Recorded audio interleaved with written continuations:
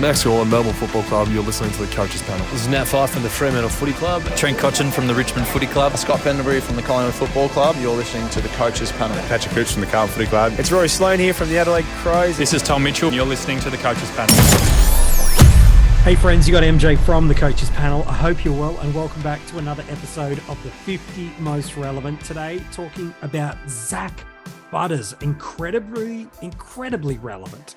But just not enough people having a conversation about him. But we will set the record straight today. Don't you worry about that. Joining me on this episode is, as he has done throughout the preseason and will continue to do through the season proper, new member to the Coaches Panel, MiniMonk. Hello, buddy. How are you? Yeah, good. Not a Freo player this time. Bit of a shock this time, eh?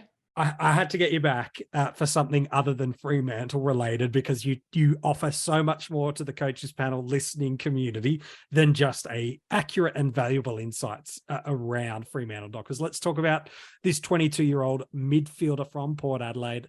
Last year, some really nice scores, land with a little bit of a sour taste, which we'll address, no doubt. 137 in AFL Fantasy and DreamTeam was his top score, not just last year, but in that format of DreamTeam and Fantasy, career high score. While in that same game in SuperCoach, seasonal high was a 136. And it's around about 30 points shallow, though, of what he did the season prior as his career high SuperCoach score. It was a 163 against the Essendon Footy Club. He'll set you back at an average of 86.3 in AFL Fantasy and DreamTeam, meaning in those formats, he's priced at $764,000 in Fantasy and just a touch over $780,000 in DreamTeam. While SuperCoach, pretty good year. 96.2 is his average, while a $529,400 price tag is what it's going to set you back. It's amazing, MiniMonk. 12 months ago, one of the most hyped and anticipated players in our forward line was Zak Butters. He was going to take the leap. He was going to become an elite. He was going to become the next big thing to really kickstart our fantasy footy years. And round 1 and 2, we got a little bit of that. And then the next month was really cold. He gets injured. He has volatile role. And now 12 months on from where he was, coaches have completely forgotten about the scoring potential and pedigree of Zak Butters.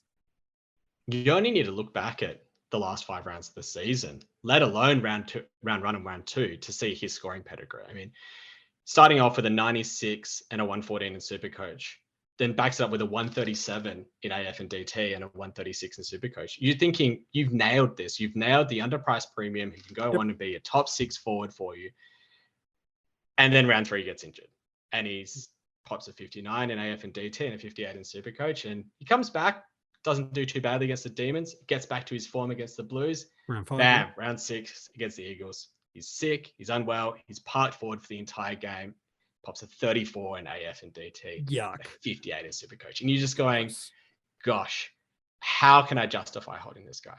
Yeah. And you're just thinking, right, how many coaches have been burnt by him? Not only, last year, but in previous years as well. He has, popped some bad scores where you think, well, is he really going to be able to become a premium for us throughout an entire season, or is he just going to be the perpetual tease? Someone like an Isaac Heaney who constantly shows that they can become a premium, but just don't be able to take the step that you need for them to be a top 6er.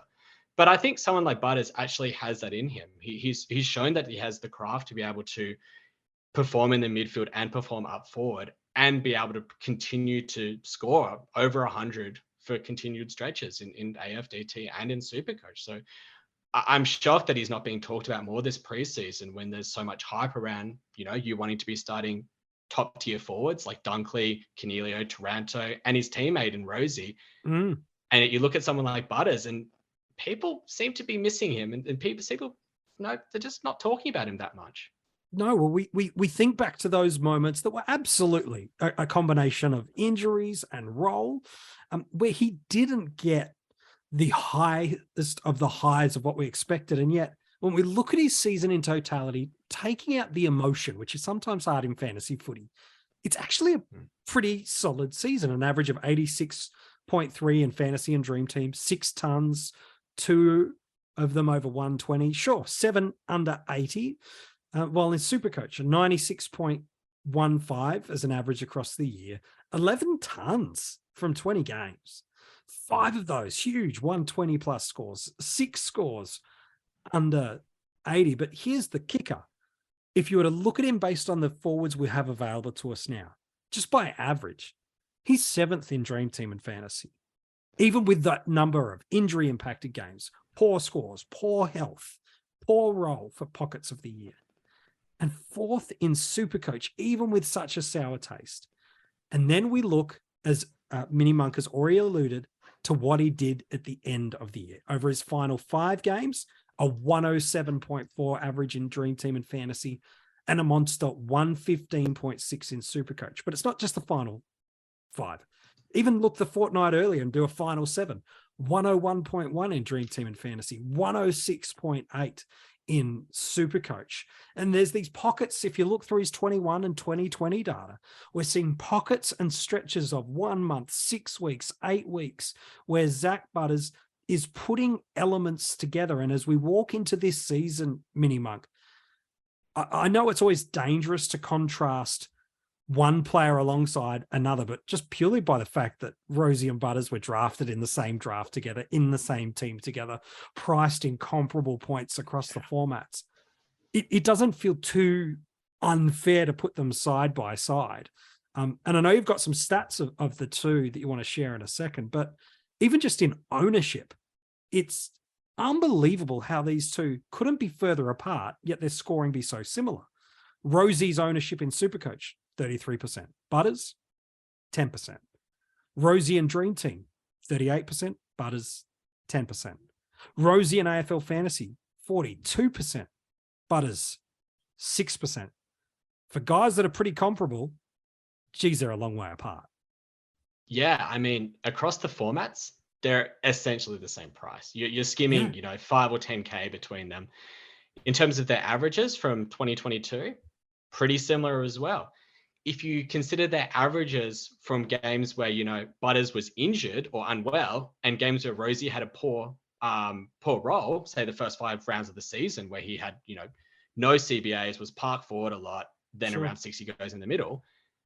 99 AFDT average for Rosie, 96 for Butters. Wow. 107 SuperCoach average for Rosie, 106 for Butters. They're identical players, and yet there is just no chatter and no ownership to back it up. So what is it that people are missing? Are people getting worried because they're scared that Butters is going to get injured? Are they worried that he's more volatile in terms of his role? Well, I don't think he's more volatile in terms of his role. I think he showed through the year that he had the more consistent role of the two players. I agree. So why are people hotter on Rosie than Butters? Maybe it's the round 23 game where Rosie goes 160 in SuperCoach and 130 in AF. Yeah. Butters didn't have a bad game. He went 120 in AF and 125 in SuperCoach. And the 4 games before that, he was going at over 100 in SuperCoach in all of those, and a 105, 110 average in AFL and DT, AF and DT. I mean, is there really that much between the two of them to say a 30% ownership difference? I don't think so. Surely not. Like, I've got a couple of questions for you, but because for those of you that went to coachespanel.tv the other day, you would have seen MiniMonk gave some great strategic reflection on his, well, let's be honest, mate, you had a really strong year across all formats, but you came second in Dream Team last year, top 100, top 50, I think it even was in AFL Fantasy, and pretty comparable to in SuperCoach. And so I want to get your thought on a premise that I'd like to throw out there, but sure. There's, I think the big thing that's happening here with Rosie, as much as there is the hot start that, that's happened towards the end, the groupthink of injury risk and stuff, but I genuinely think it's this. A lot of fantasy footy content creators are big on Connor Rosie, as they should be, because he's value based on what he's priced versus what he's done in the midfield. But there's genuinely nothing more than groupthink that feels like it's valuable enough of a reason for me to separate the two, because the injury risk is also there with Rosie over time. The role volatility, Rosie needs the CBAs, Butters doesn't. Yeah. So for me, generally, I keep coming back to And this is the question I have is, how important is having a point of separation from yourself in your starting squad, let alone the moves you do during the year, and going against the grain? I know ownership isn't always the key, but how important is some separation in your starting squad, or is it more important as the season goes on? I think it becomes much more important in the middle section of the season when you're doing your upgrades. Being able to jump onto a premium a week earlier than everyone else, or being able to be an upgrade ahead of everyone else because you've jumped a little bit of value, makes a lot more difference than having a different premium to start the year. But in the scheme of things, if you're going for Butters over Rosie, or say Butters over Taranto, sure, you're probably expecting similar scoring at a similar price. And in the scheme of things, it's not going to differentiate you that much if they have a comparable first 5 weeks. But if you have a player that can pop a big score, pop a 150 in SuperCoach or 130 in DreamTeam, and they don't have the downside, then yeah, that differential can be better. I mean, we were talking about it with Young the other day when we were comparing him to, say, Nick Dacos, and you're thinking, right, well, Dacos has the potential to pop a low score. Young probably doesn't. Maybe there's more upside there. And for me, the issue with Butters is when he's going to pop a low score, he's probably gotten injured. I mean, you only have to look at last year to see that 3 out of his, I think, 6 sub-80 games in SuperCoach came in games where he copped an injury. Or was sick, yeah. Yeah, or was sick. I mean, whereas Rosie, he gets thrown forward for the first 5 games of last year, and he is, frankly, not even close to a mid-pricer. There were draft coaches who didn't want to field him because they dropped he was playing him. that pod. Yeah, he got dropped to the pool. Yeah. And I don't think anyone ever thought about doing that with Butters for the year. Sure, he had some bad games, but true. You're still holding him through those because you know that he has the ability to come back and be able to score. Yeah, that's true. Yeah. Finish that thought, man. And so I think that there's got to be a little bit of that. I mean, if you've got someone who has relatively stable scoring and relatively stable job security, you need to value that a little bit in your starting squad. Yes, you want to be searching for upside all you can. Yes, you need to be searching for a few captaincy options. Sure. You need to hit the mid prices every now and then. But having premiums that can go just a little bit better than what they're priced at because they're slightly undervalued because of their, they've had injuries or they've been subbed through games. It's probably more important to nail those picks than to nail the genuine premiums and to nail the genuine rookies, because chances are most of the good rookies, they're going to have 40-50% ownership anyways. Most of the premiums that people are looking to start are going to have 30% ownership anyways. It's true. So I think that's where you need to look for a bit of value.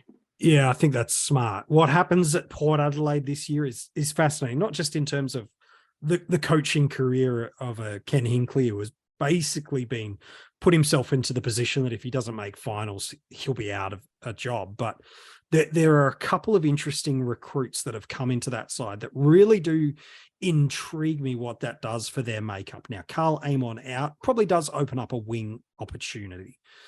But Jason Horne-Francis 12 months ago was the number 1 draft pick and certainly gave us small glimpses at the AFL level, but certainly at junior and sample level. This could be a special beast, powerful and smart and fast, and some Dangerfield-esque traits about him. They've got a new recruit in the forward line in Junior Rioli, who really crafty and smart forward 50 craft. And you could probably throw Orazio Fantasia in there, who they really haven't got him on the park all that much. So there's a couple of big changes to that forward line and a potential big change into that midfield. And Travis Boak is another year older and probably can't carry the same weight. So I guess my question to you, MiniMonk, before we look to wrap up the episode is, how do you forecast this Port Adelaide side to structure around Zak Butters? And in your opinion, does his role of heavy mid, heavy forward, or split in between make a substantial difference to his fantasy output? There's only so much you can take from training reports this early in the year. But the suggestions is that Boak is going to be spending a lot more time forward. And that feels like a natural progression for someone who's getting a bit older. And it also feels like a natural progression to be able to put Butters and Rosie into the midfield and increase those CBA percentages. I think Horne-Francis coming in he'll be coming across with the promise with a bit of midfield time, and I think he'll get some. Hmm. But they're also going to want to protect him a bit. He's had surgery in the off season. They put him on a 6-year deal. They're not going to want him chucking him into midfield and him to get hurt or, get bullied around a bit, which could happen. They're going to give him a bit of a split. They'll give him a bit of a taste in the coalface, but they also will spend him a fair bit of time up forward. I think that the additions of, Junior Rioli and Orazio Fantasia coming back off of missing majority of last season can only be beneficial for both Rosie and Butters to an extent. I mean, it's just going to lead them having more midfield time, having to spend a little bit less time up forward. But the other thing is that Butters has shown that he doesn't need to spend a huge amount of time in the midfield to be able to score. I mean, that last 5 stretch that he had, I think he was only getting about 30% CBAs. It's not a lot, and yet you're still pumping 110 SuperCoach and 105 AF and DT. Yeah. And you're telling me that he's maybe getting another 15 to 20% coming into 2023? Sounds pretty juicy. Sounds really good to me. We've talked about it a lot through this preseason. Aaron Hall has been an example amongst others, and Elliot Yeo just a few days ago. If the injury risk is the reason you don't want to start someone, well, then you almost have to fade on them during the year, because that injury risk will only, based on the variable of history, only further increase with every game played. So if you're ruling Butters out now in your starting squad, can you trade into him? Absolutely. But you can't be filthy at yourself for trading into him going, I knew he'd get injured, which is why if injury is the factor here for you, I would advocate strongly to go, well, start him, bank the good scores, and if the injury comes, it's one trade, as opposed to watch him do what MiniMonk has so beautifully said, score with probably as good as any of the forwards we've got available to us this year in ceiling-wise, do it for 5-7 weeks, go, oh, I knew I should have got him. He's no longer value. I'm now paying top dollar, and that's a trade, maybe 2. Then if the injury pops, there's a third trade alongside of it. It's why we often talk about, if there's an injury risk, bank the score, make it just one trade, or fade for the year and don't do it. But people don't process it in that way. The other factor for him is, if you are looking for some separation, if that's important to you in your starting squad, those ownership moments we shared at kind of middle way through the podcast might just be enough to tip you over the edge. Is it Rosie over Butters for us, or Butters over Rosie? That's not what we're saying. In fact, what we are saying is everyone's talking about Rosie. Butters in the conversation should be equally looked at as a consideration and not forgotten and left in the dust. So draft day is interesting, MiniMonk. Isn't it ever? I think where people more, maybe this is recency bias, I think people will jump earlier to secure a top 5 forward or top 10 forward, probably earlier, because the list does thin out a little bit. And so to get a good forward, you got to go a bit earlier. Yeah, Cogs, I think that there's Dunkley, Taranto, all probably get ahead of him. Does Rosie go ahead? Where do you have him? What's your take on the forward ranks this year? I think Rosie goes ahead. And I think so a lot too. of that is the hype. I mean, I there's think so. countless articles that have come out about Rosie. You only have to scroll Twitter for 5 minutes and you can see his name. And I think Butters is around the mark, probably at the lower end of those top 5. Yeah. But he's definitely an F1. And yes. The question is, what round are you probably taking him in? Are you comfortable with him as an F1? Do you want to back him up with another pick that's a bit safer, a bit less, you don't have as much injury concerns about? That's probably a viable strategy. Sure. If you could get him on the turn at the end of the 3rd round and back him up with another, reliable forward, say like a Dylan Moore or maybe even an Errol Goulden, you'd be laughing. Yeah. But I think somewhere in that 3rd round is about where I'm going to have him. I think in both formats as well. I think you're right. If you want one of Cogs, Dunkley, Taranto, and Rosie, you are spending a 1st or a 2nd round draft pick. If it's a 10-team league, that I would presume most, if not all, will be gone by pick 20. So I'm not opposed, depending on where you find yourself situated on draft day, fading on those guys again, depends where you're drafting from, and going, I'm going to pocket a Doherty. I'm going to go heavy on the mids. I'm going to do that's where mock drafts are so helpful. It gives you an indication to trial different looks and feels of things. So I'm with you, man. I think Butters is not getting the love that he should. And I think you've done a good job at kind of bringing that conversation back. So thank you, MiniMonk, for your work today. No, it's good to be back. And yeah, it's nice to talk about a player that's going a bit under the radar, and that, you know, I've looked at myself and thought, you know what, there is a narrative to start him, and I have toyed with him in my sides, and I think that others should as well. I think so too. Before we let you go, there's one other thing that we alluded to a little bit through there, but I do want to get some of your advice on for others, because we've mentioned a few names just there. This is coming more back to salary cap. We've mentioned Taranto, we've mentioned Cornelio, we've mentioned Rosie. Not only are these popular names in the forward lines, but they all share the same bye round. So potentially you could be missing in the round 15 bye, which is best 18, by the way, Taranto, Cornelio, Rosie, and Butters. What's your take on the community's initial reflection to seeing potentially their F1 to 4 all gone? Well, I mean, the two things that I think about is that there's 14 rounds between now and that bye, and there's 3 other lines that you've got players on. You don't know what's going to happen to your premiums between now and that bye round. Players get injured, players miss games, players have role changes through the season, and you might want a different, and DPPs happen as well. Like, you might have different forward premiums that you want by the time the bye round comes. And okay, you go heavy on round 15 forwards in your starting squad, and you end up with all of them at round 15. Great. You can cover it with the other lines. You can easily still get to 18 whilst having 5 forwards missing, because a lot of them are going to have DPP into the midfield. You're going to have rookies that get DPP. And I just think that it's maybe something that people are starting to get concerned about, but I think that there's a long time between now and that bye round. There's a lot of other things to play out. I don't think it should be something that's a massive consideration at this stage of the year. And we've got more trades than ever before in limited trades formats. We've even increased a year. Yes, there's more rounds this year, but we've increased a trade on what last year felt, man, we've got so much we can burn through these to really be aggressive. So there is multiple things we could do, as MiniMonk has beautifully highlighted. Mate, I'm going to thank you again. You've dropped some gold for people on this podcast. Well done, buddy. Thanks for having me. If you want to go and read the article on him right now, Zak Butters' article is online for you now at coachespanel.tv. If you want to go and read any of the other players, you can also go and check them out while they're there. There is something dropping every single day in the preseason that's going to help you through your fantasy footy year.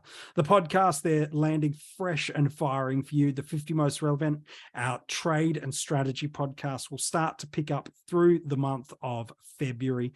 And of course, if you are loving the content you've seen from the Coaches Panel so far in 2023, then for just a couple of dollars a month, you can join our Patreon supporter group.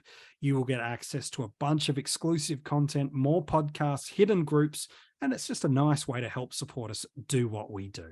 All the details for that are at coachespanel.tv. So who's coming up tomorrow in the 50 Most Relevant? It's a guy that since 2015 has scored 100 or more in SuperCoach.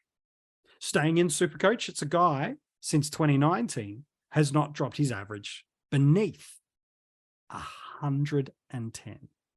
You got to go back to 2019 to see that this guy has given us 4 consecutive seasons of 100 plus. And he's in the mythical creature territory of a second-year breakout. Who is this guy that has been so good for so long and is, like Butters, just getting glossed over again and again? We talk about this superstar of fantasy footy tomorrow in the 50 Most Relevant.